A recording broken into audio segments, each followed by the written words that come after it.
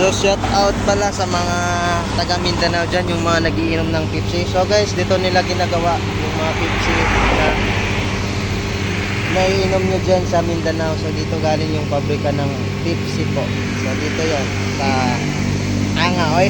O kabalok, asa mani Angaoy. Dito yan guys. So, diba guys, laki. So dito nila ginagawa yung Pepsi na soft drinks. Ewan ko yung sa RC, baka iisa lang siguro to guys. Ang ganda guys, no? Ang laki. Malaki talaga siya guys. So Angaoy, Angaoy, Angaoy. So ano yung mga followers natin sa bus. Angaoy, pag-hi mo diya oy.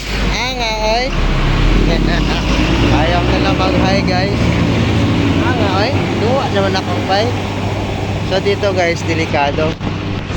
So dapat ingatan mo yung bisikleta mo kasi pagtalikod mo, pagbalik mo paharap, patalikod, so wala na yung bike. Kasi maraming mababait dito sa Manila guys. Hindi nyo alam. So maraming mababait na tao dito. So pag yan na iwan, kahit ilang metro lang yan, pagbalik mo, yung ano na lang ng gulong, pakas na lang ng gulong yung maaabutan mo. Kaya huwag mo iwan ng mag-isa yung gamit mo. So, Angaoy, Angaoy. So, flapos na mo lang tablaan, vlog. So, nagala gumimo Pepsi sa rin.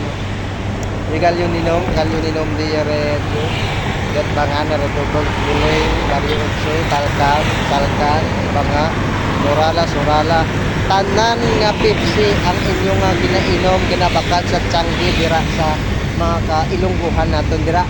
Diri na halin o, diri na ginahimo. Ha? Diri na ginahimo. Hindi dito sa Thailand.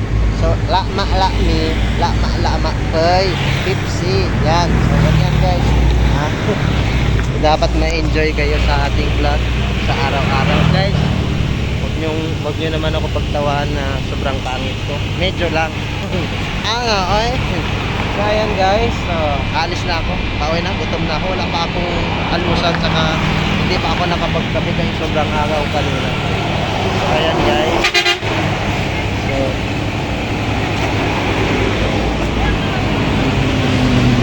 may dalawang sa Angaoy na may bayit lagi.